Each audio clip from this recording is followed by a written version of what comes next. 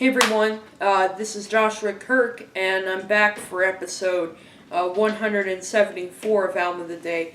Before today's review today, just want to discuss the shirt I'm wearing, which is a shirt for YR20, which is the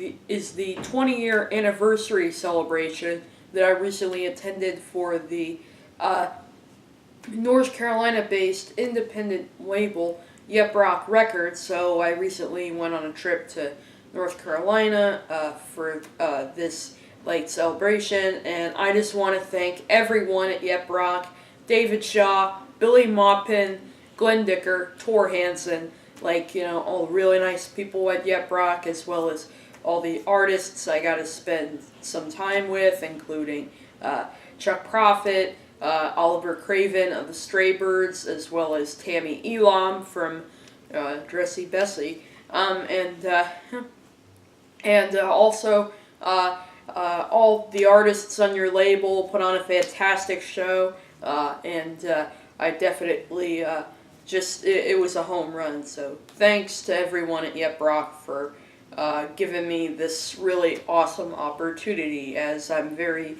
honored to be kind of a VIP part of your sort of community.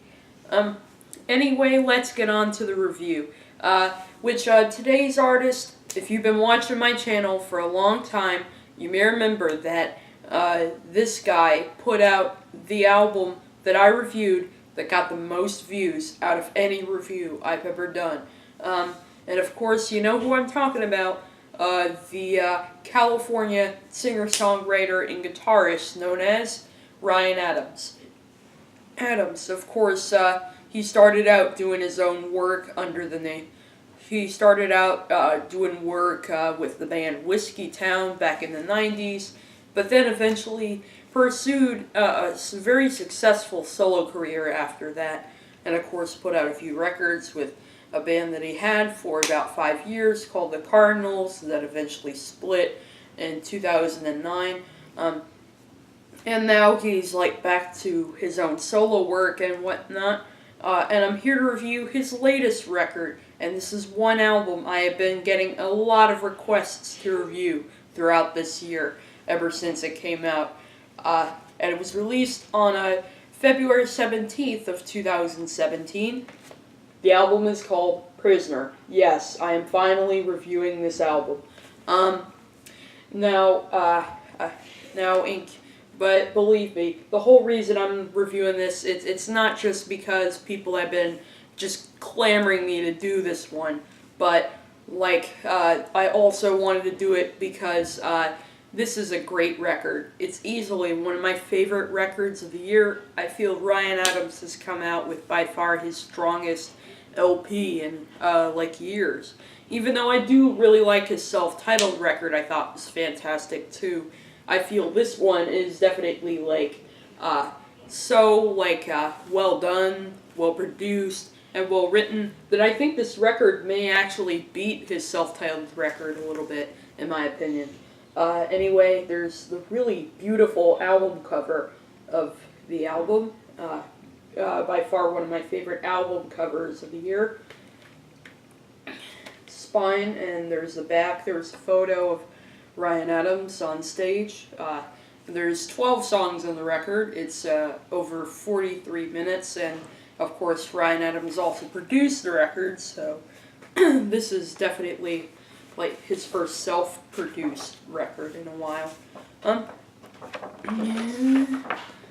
And then here's a little insert which has the lyrics, some photos of him, and some really cute photos with him and his cats. The back, this is kind of outside of a prison, I think, sort of being symbolic of kind of what the record deals with lyrically and whatnot, which I'll get into in a moment. And this is on his own label, Paxam Recordings, but, marketed by Blue Note Records, actually, which is, of course, very notable for releasing, early jazz albums and whatnot. And then there's side A, and then there's side B. And also got a really cool Yep Rock vinyl turntable slip mat, which I recently used last night for the first time. So I definitely want to thank Yep Rock for that. And of course, I got this shirt and another one that's like mint green with a vinyl turntable on it. And this is the download card, but I originally had this record on CD, so I don't necessarily need to use the download card. But I understand why they put it in there, because I actually use those, like, every time I get a vinyl with a download card, almost every time, I end up using the download card so I could put it on my iPod and whatnot. Because, I truly do like the convenience of portable music.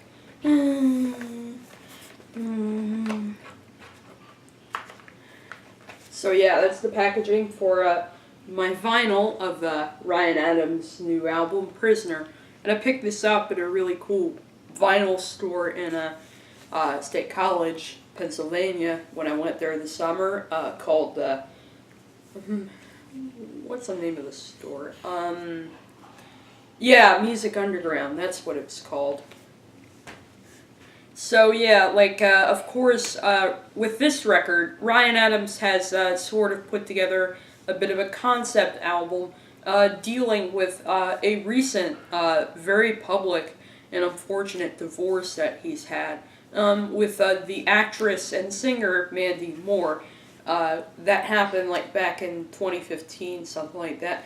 So he left his home of LA and then eventually went back to New York to Electric Lady Studios, legendary recording studio where several of my favorite alternative bands have recorded in. And basically played almost all the instruments on this record. Sang all the vocals, played all the guitars and the bass lines too, as well as a few additional instruments. Pretty much everything except the drums, which are played by Johnny T. Yearnington, are played by Adams. But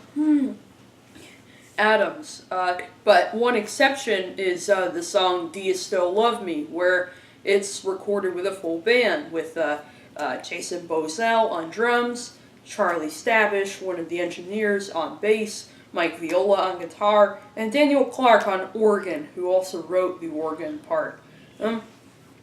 This song is pretty much like the lead single of this record, and I'm definitely happy that he did that, because this song definitely has just so much, emotion, and just, it has a sense of just raw, kind of loose emotion to it that I love. So it has a pretty different feel from the rest of the album, which I like.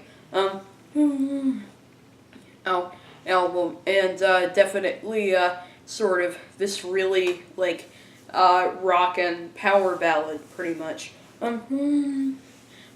And he's sort of asking the question, if even though he's gotten through this divorce, he still wonders if the significant other that he's parted with still loves him or cares about him and whatnot, but just needs to move on with her life. Definitely sort of opening up pretty much the breakup record that, in my opinion, all breakup records strive to become. Then we get into the title track, Prisoner, which is definitely one example of Ryan Adams showing off his skills as a poet, sort of likening his heart to something that's being locked up and waiting on parole, like this criminal in prison, pretty much how he feels in this situation, and he's pretty much just a prisoner for Mandy Moore's love, pretty much, because they were in this healthy relationship for a while that kind of began to fall apart and stuff like that. Yeah. Like that. And, like that, and sort of talking about how the memories of her are kind of, stacking up beside the bed, and he's like counting them every night inside of his head, but still kind of, instead of just, wallowing in hurt and just kind of, feeling sorry for himself, he's confronting his sadness and sorrow by, sort of writing songs about it, and being really smart and not too emo about it.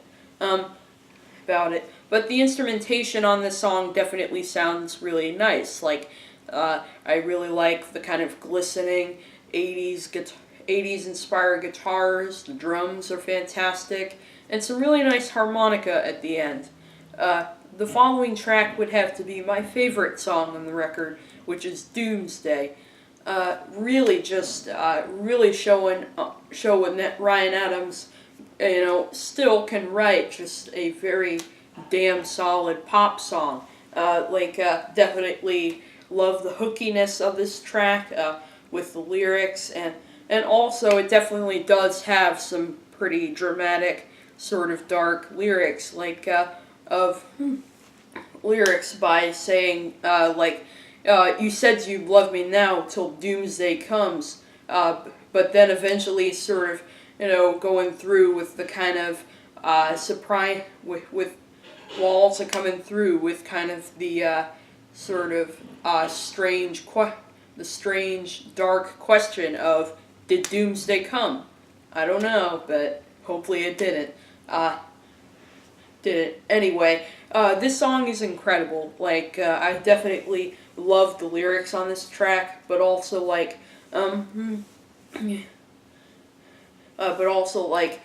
musically it just sounds like a piece of just 80s inspired new wave gold, and also some beautiful harmonica on the track too, as well as Ryan Adams cranking out just a really confident vocal performance, which I love. It's just a great pop song. The song Haunted House, which follows that, I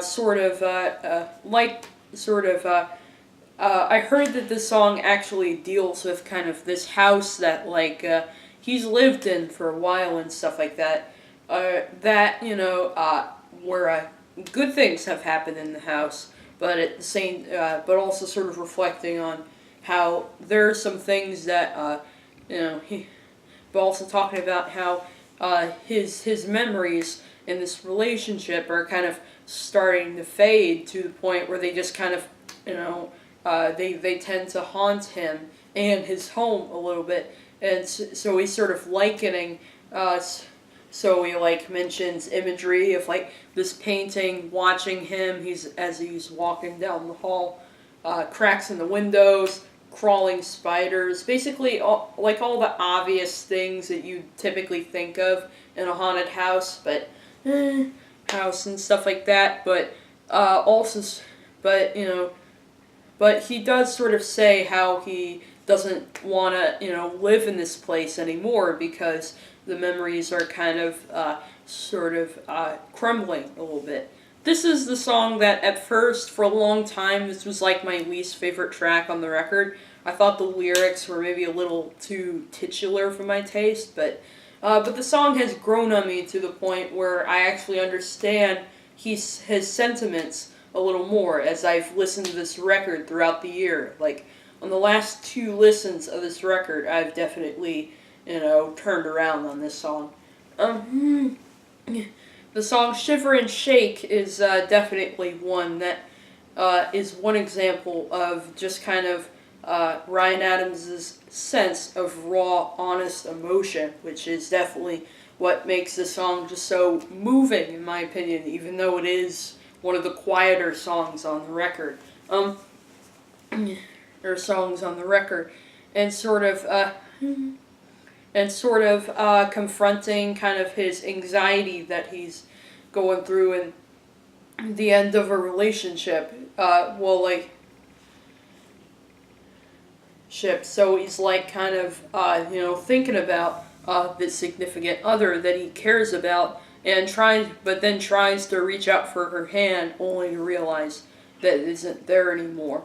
And and he's sort of imagining Mandy Moore with some other guy laughing like he ever laughing like she never even knew that he was alive. Live, and it's definitely a beautiful sort of song. But also sort of so he's sort of but he does in the end sort of conclude that if he waits here any longer, he's just gonna fade away. It's gonna fade away. Then we have the song "To Be Without You," which is the second single to come off of the record, and definitely this is the one song in the record that I think musically sounds closest to his more sort of alternative country tinged kind of stuff that he did back in the day on records like Heartbreaker and whatnot. Because on this record he goes for the much more straight ahead sort of like pop rock here. Rock here.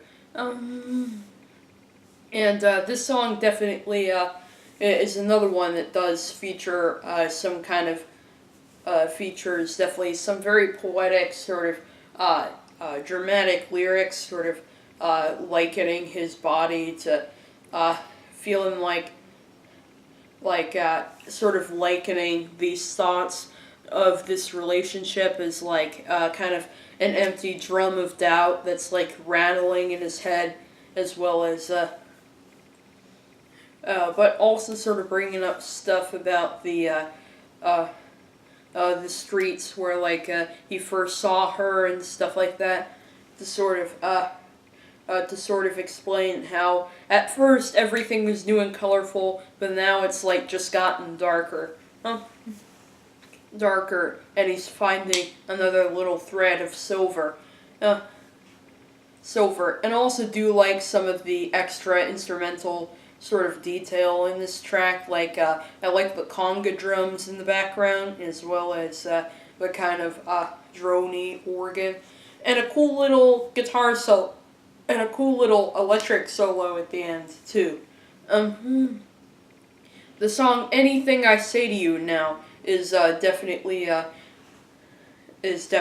song that kind of I can tell that this song sort of started out as more just a jam, just Ryan on the guitar and Johnny on drums, and it's sort of like by far the most kind of loose, raw, sort of jammy song on the entire record, as it clocks in at over 5 minutes and has kind of a long sort of free, loose intro. But I just love like he cranks out just this really beautiful chord on the guitar that definitely just sounds so golden and triumphant, and the whole song just sort of plays around that chord, which I think is really cool. Chord, and sort of right after kind of sort of going through this phase of sort of losing his mind and stuff like that, he decides to just crush it all up into a paper ball and just, let it go, because he realizes that this isn't really worth it, and that, it's all just words, and that, like he feels free, and he kind of feels free from this situation, finally, pretty much, by realizing that anything that he says to her now is just a lie. Lie. Without being, like, overly emo or, judgmental about the situation. Pretty much, which, that's definitely a good thing. And I'll also do, like, one of my favorite parts of the song is when the chord changes into just this really triumphant, hooky sort of chord. It's the kind of thing that would give, like, Johnny Marr of the Smiths a run for his money. Money. The song Breakdown is song that definitely is another one that sort of has, it's sort of a combination of the alternative country sound of his older work and sort of the more sort of 80s inspired sort of post-punk that he's doing now. And it's just a really triumphant combination. And I love how the riff kind of turns from kind of sweet and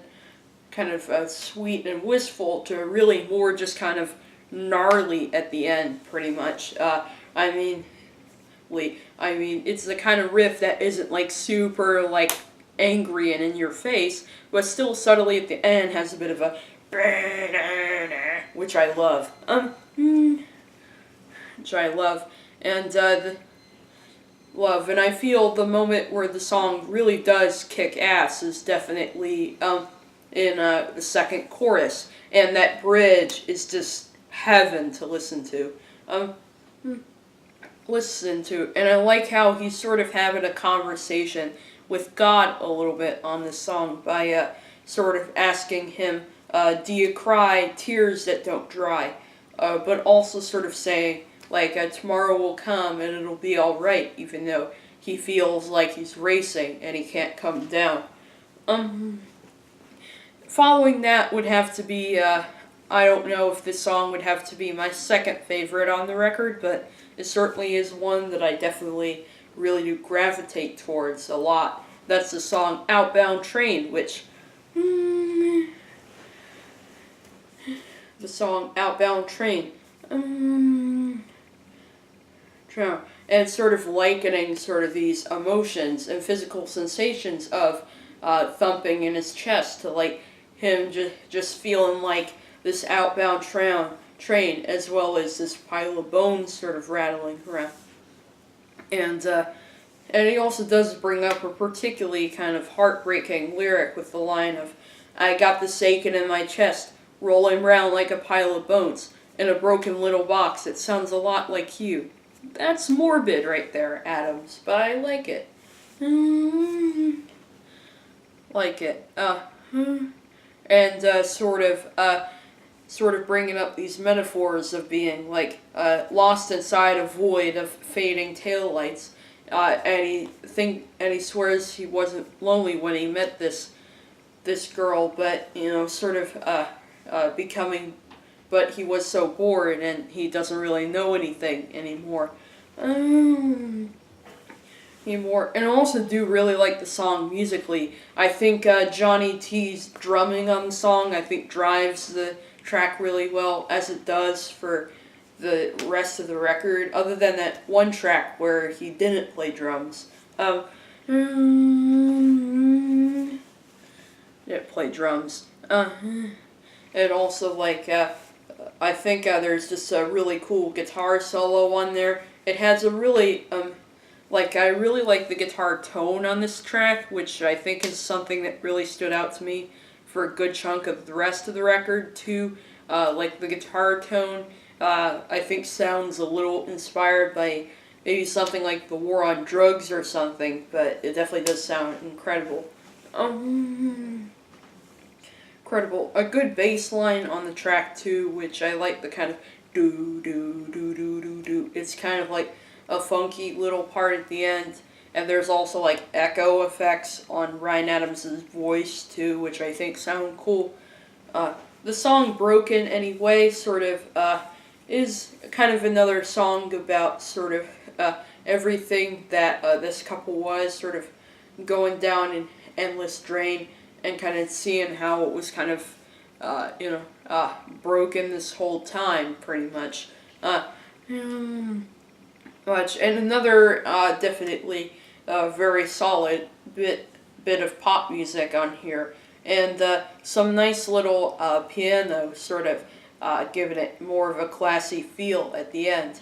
And then we have the song Tightrope, which is another song that definitely stood out to me for sure. Again, it is one of the quieter songs on the record, but still with plenty of impact.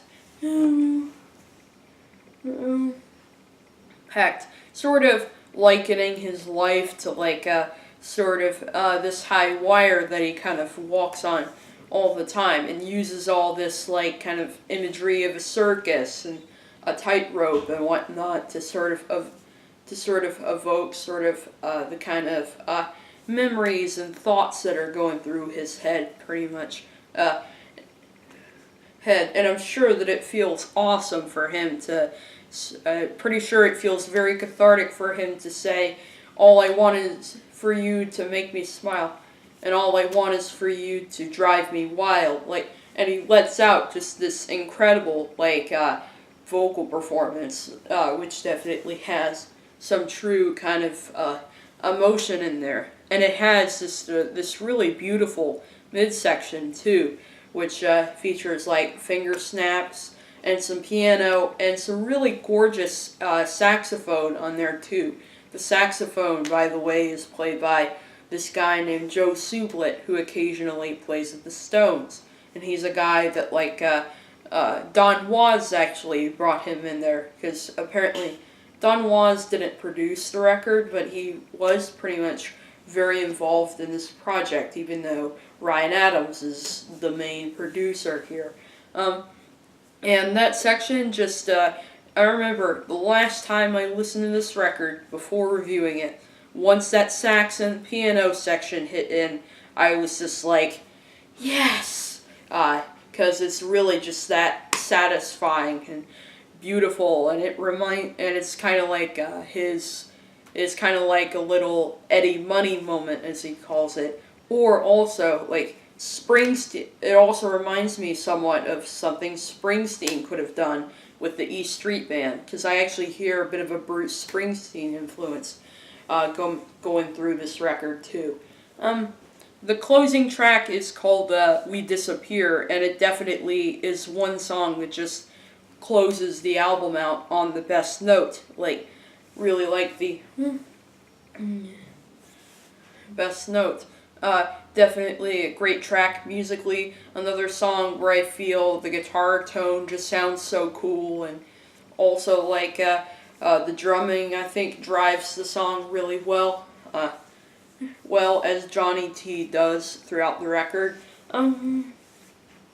And this song sort of is kind of told from the point of view of sort of this old man that sort of has gotten out of this relationship years ago, and sort of